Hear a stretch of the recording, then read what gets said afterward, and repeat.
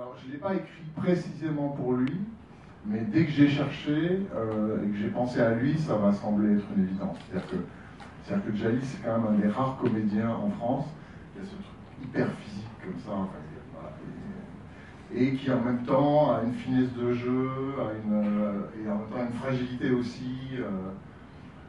Et je trouvais que pour le personnage, l'alliance de cette fragilité, de cette finesse de jeu, de cette intelligence comme ça dans le regard, c'était super important parce que le personnage est quand même très tostétone, voilà. Et donc il fallait adoucir ça et amener des nuances sur le personnage dans le jeu. Parce que comme c'est un personnage qui parle peu, il fallait qu'il y ait plein d'autres choses qui passent dans les regards, les attitudes. Voilà. Donc j'ai dit que ça a été assez clairement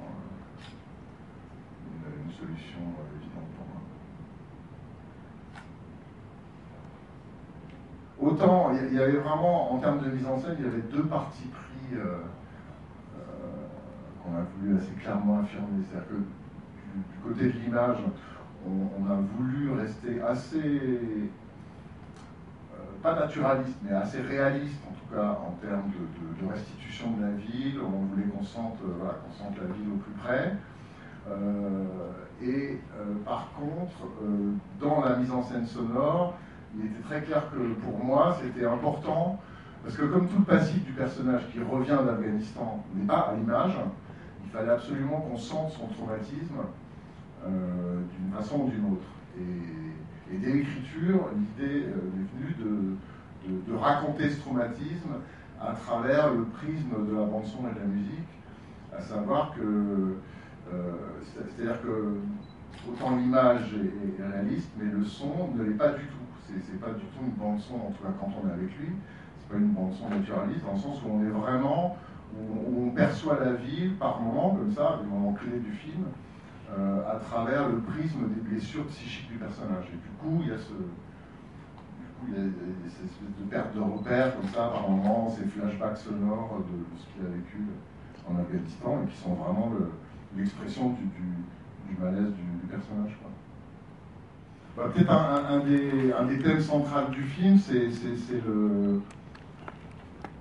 comment un secret de famille peut pourrir des relations humaines à l'intérieur d'une famille, parce que justement, à mon avis, quand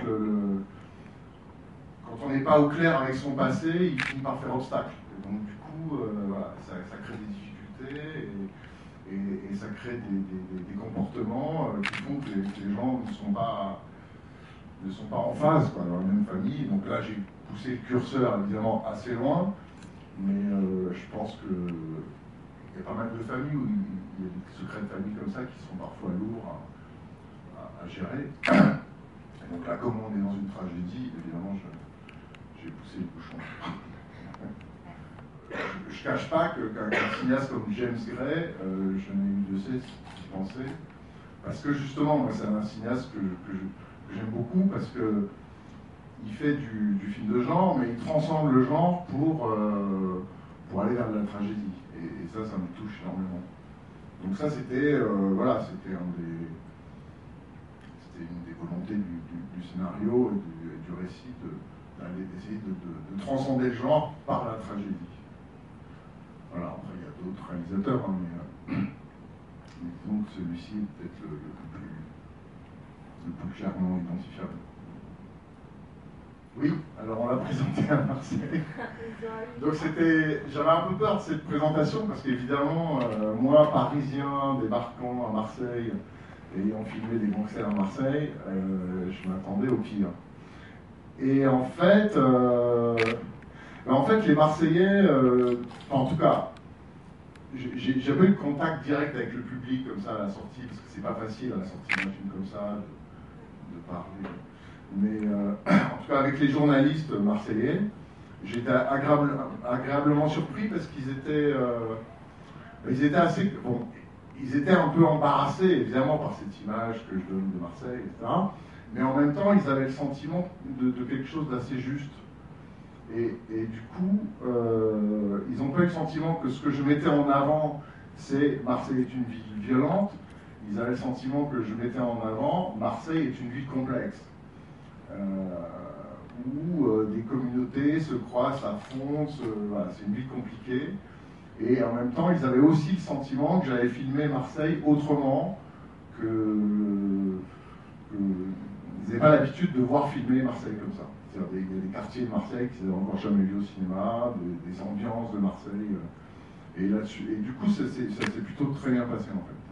Ouais. Et j'étais rassuré. J'ai eu le problème avec les cordes en plus.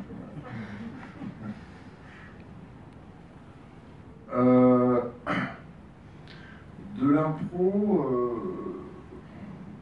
Non, ce qu'on faisait avec Jalil, c'est qu'on s'était fixé au début du film, on s'était dit, bon, si à un moment on a le sentiment qu'on peut raccourcir les dialogues, on le fait, systématiquement, sur son personnage, hein, je veux dire.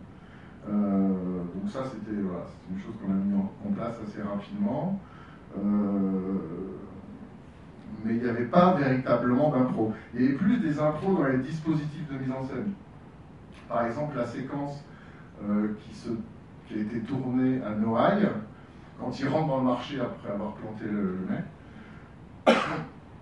où il a comme ça une espèce de perte de repères et que lui reviennent ces sons, qui est filmé comme ça en assez gros plan. Là, on n'a pas du tout géré la situation. C'est-à-dire qu'on a vraiment pris, Jalil s'est littéralement jeté dans la foule, enfin a traversé la foule et on l'a suivi à la caméra à l'épaule. Donc ça c'était une forme d'improvisation en termes de mise en scène, mais parce qu'on voulait improviser comme ça pour obtenir cette... voilà, il y a d'autres scènes qui au contraire étaient très cadrées, enfin même très... Il y en avait qui étaient... j'avais fait des dessins pour storyboarder, des scènes de cascade bien sûr, et d'autres scènes aussi, les scènes de bagarre évidemment. Ça, c'est des scènes qu'on avait énormément, enfin que Jalil surtout avait énormément répété avec le cascadeur, de manière à ce que le jour du tournage ça puisse se passer assez vite. Et encore, une scène par exemple comme la scène de la voiture avec les 4 types, là, on a mis une journée entière pour faire juste une scène qui au final dure, je sais pas, une 30 ou... Voilà. Mais il n'y a pas eu d'improvisation par rapport au texte, sur les dialogues. Oui, j'ai l'intention de poursuivre dans la veine du film noir parce que je m'y sens bien. Après j'ai aussi d'autres projets qui sont plus, on va dire, qui sont des projets tout aussi noirs, mais avec une touche un peu plus burlesque, un peu plus décalée. Parce que j'aime beaucoup James Gray, mais j'aime aussi beaucoup les frères Cohen. Donc, voilà, il y a plein de façons de faire des films noirs. En fait.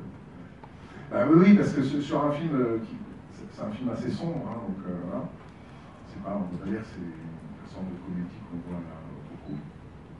Et en plus, effectivement, il n'y avait pas de star, entre guillemets, identifiable, donc c'était pas facile à montrer. Hein.